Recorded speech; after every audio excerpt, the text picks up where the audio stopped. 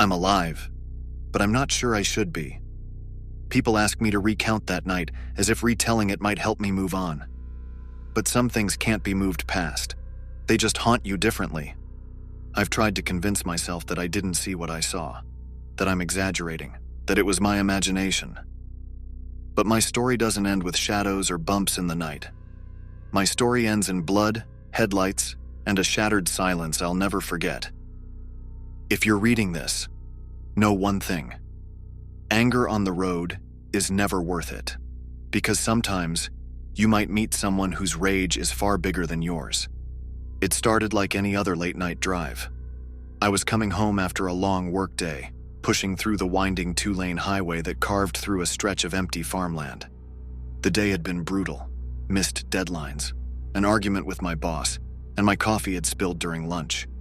My nerves were already frayed, my patience running on fumes. I remember the moment clearly. A pair of headlights appeared in my rearview mirror, way too close for comfort. I glanced back and frowned. The car behind me was riding my bumper, its beams blazing into my eyes. I flicked my blinker and moved to the right lane, figuring they'd zoom past. But they didn't. Instead, they stayed behind me. Closer now. "What the hell?" I muttered, my hands tightening on the steering wheel. A minute passed, then another. My heart rate climbed with my frustration. If they wanted to pass, why weren't they doing it? I tapped my brakes lightly, just a warning tap, but their headlights didn't budge. If anything, they got closer. That's when the honking started. Long, aggressive blasts of their horn, like I'd wronged them in some way. I was tired, irritable, and sick of feeling pushed around. I flipped my middle finger out the window. "Get off my ass, jerk."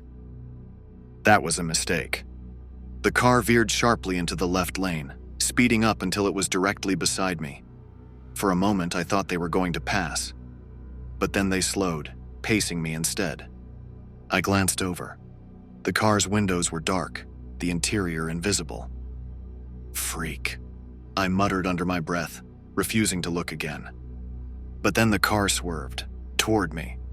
My heart leapt into my throat as I yanked the wheel to the right, narrowly avoiding the ditch. Adrenaline surged through me and anger burned its way back in. Enough of this. I sped up, my old sedan groaning under the pressure, and managed to pull ahead. A gas station appeared up ahead, its neon sign buzzing against the black sky. I pulled into the lot, my hands trembling as I parked under a flickering light.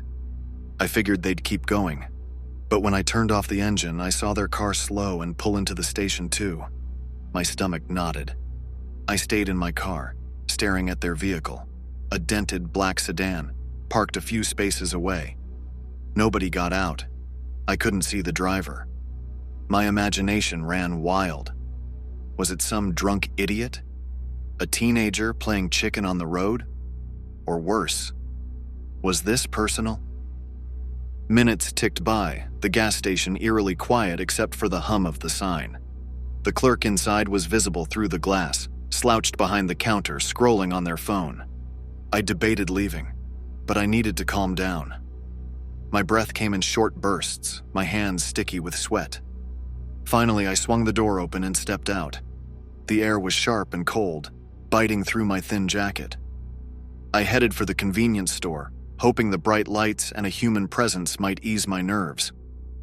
The bell above the door jingled as I entered. "Evening," the clerk said without looking up. I gave a tight nod and grabbed a water bottle from the fridge. When I turned toward the counter, I saw movement outside. The driver had stepped out of their car. They were tall, clad in a dark hoodie and jeans. The hood obscured their face, and their hands were buried in their pockets. They stood beside their car, staring at mine. The bottle in my hand felt slippery. I paid quickly and walked to the door, my eyes flicking between the clerk and the shadowed figure. "Hey," I said, trying to sound casual. "Do you have cameras out here?" The clerk shrugged. "Supposed to. Not sure they work, though." Great. When I stepped outside, the figure turned toward me. Slowly. I froze, clutching the water bottle like it might protect me. "Hey, what's your problem?" No answer. My pulse pounded in my ears as I hurried to my car, sliding into the driver's seat and locking the doors. The figure didn't move. I started the engine. As I backed out of the parking spot, they finally acted.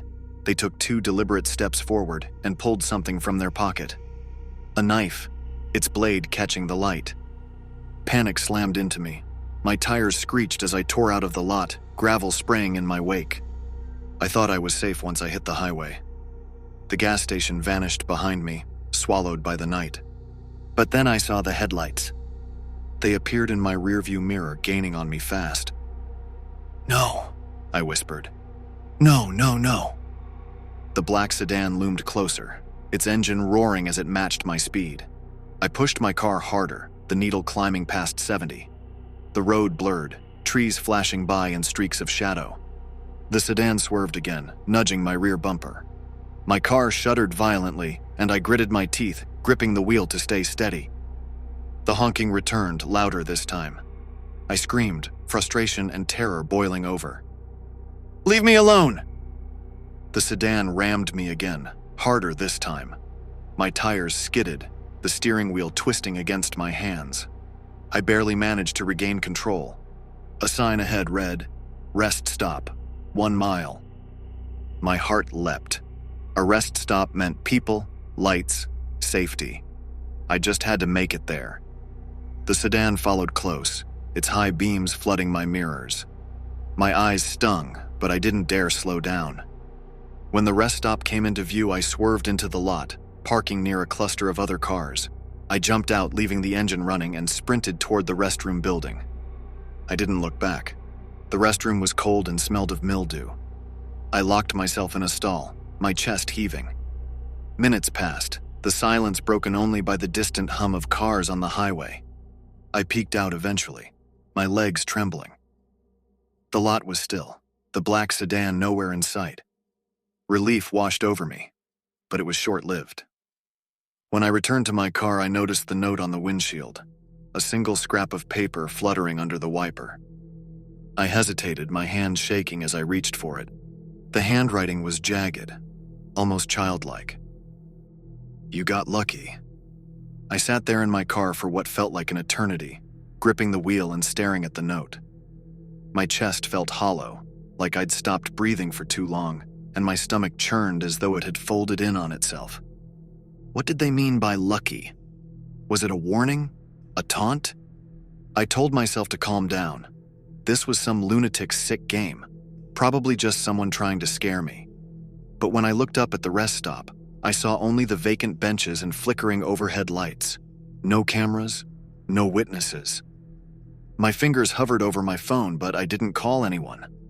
What could I even say? I'd acted stupid and picked the wrong fight on the road? I could already hear the dispatcher's skepticism. Still trembling, I crumpled the note and threw it onto the passenger seat. The thought of driving again filled me with dread, but staying here wasn't an option. The rest stop suddenly felt too exposed, too vulnerable. I needed to get home. The highway stretched ahead, empty and black. My car's beams sliced through the dark, illuminating the endless road. I tried to focus on driving, on the rhythmic sound of my tires against the pavement, but every few seconds my eyes flicked to the mirrors. Nothing, no headlights behind me, no shadowy figure stepping out from the trees.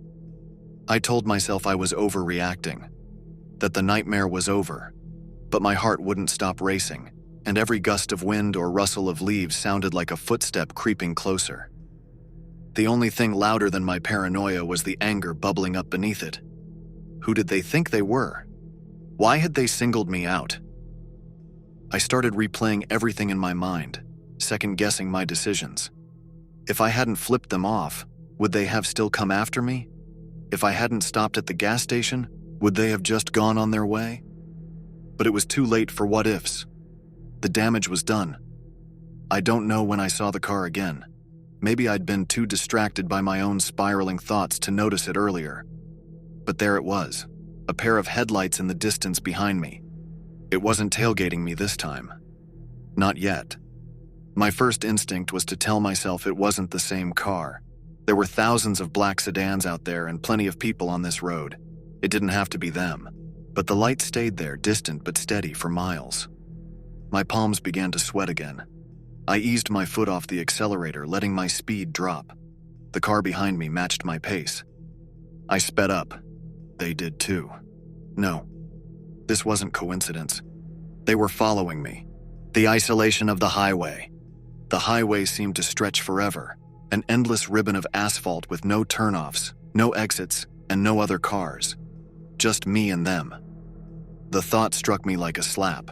They were waiting. I wasn't sure for what, but they weren't attacking yet. Maybe they were trying to wear me down, make me scared enough to screw up. If that was their plan, it was working. The radio's hum, meant to distract me, became an unbearable noise. I turned it off. The silence in the car felt suffocating, but I needed to think. I glanced at my phone, which lay face up in the passenger seat. Should I call someone now? Who? The police? What could I even tell them? My mind raced. I considered pulling over, letting them pass. Maybe they'd lose interest if I stopped playing their game. But what if they didn't? The highway's white markers blurred together as my thoughts spiraled. Then I saw it. A side road branching off the highway. It wasn't much more than a dirt path cutting through the woods, but it was something. My gut told me it was risky, but my instincts screamed louder. Get off this road. Without signaling, I jerked the wheel, tires screeching as I veered onto the side road. My car bumped and rattled over the uneven ground, the headlights carving erratic paths through the trees. For a moment, I thought it had worked. I slowed, listening for the sound of the other car. Nothing. But when I looked in the mirror, my heart dropped. The headlights were there, bouncing over the dirt road like a predator chasing wounded prey. Fear gripped me as I floored the gas pedal, the car lurching forward. The side road twisted and turned, branches scraping against the windows. The black sedan stayed close, its high beams glaring through the trees. Every turn felt sharper, every bump more violent. I fought to keep control, my heart hammering with every jolt. And then I saw the dead end. A solid wall of trees loomed ahead, their twisted branches blocking any escape. No, no, no. I slammed the brakes, my car skidding to a halt. Gravel sprayed as I frantically shifted into reverse, but the black sedan had already stopped behind me, blocking the path. The driver's door of the sedan creaked open. A figure stepped out. I couldn't move. My body felt frozen, locked in place by the weight of my terror. The figure approached slowly, their dark hoodie hiding their face. In one hand, they held a crowbar. I scrambled for my phone, my shaking fingers fumbling to unlock it. I glanced up, hoping they were far enough away for me to make the call, but they were already at my window. The glass shattered with one swing. I screamed as shards flew across the interior. The figure reached inside, grabbing at me, but I kicked wildly, my foot connecting with their chest. They stumbled back, but only for a moment. I grabbed the only weapon I could find, the water bottle from the gas station, and hurled it at them. It bought me a second, just enough time to lunge for the passenger door and scramble out. I hit the ground hard, my knees scraping against the gravel, but I forced myself up and ran. The trees closed in around me, their branches clawing at my arms and face. I didn't look back. I don't know how long I ran. Minutes? Hours? The sounds of pursuit faded, replaced by the rustle of leaves and the pounding of my heart. Eventually, I stumbled onto another road, a main road. Headlights appeared in the distance, and I stumbled into the path of an oncoming car, waving my arms like a lunatic. The vehicle screeched to a stop, and a horrified driver stepped out, asking if I was okay. I wasn't, but I was alive. The police found my car the next day, abandoned on the dirt road. The black sedan was gone. They told me it was probably just a random psycho, someone out for a thrill. But they didn't seem to understand. It wasn't random. This person had been playing a game, and I'd almost lost. I don't drive alone at night anymore.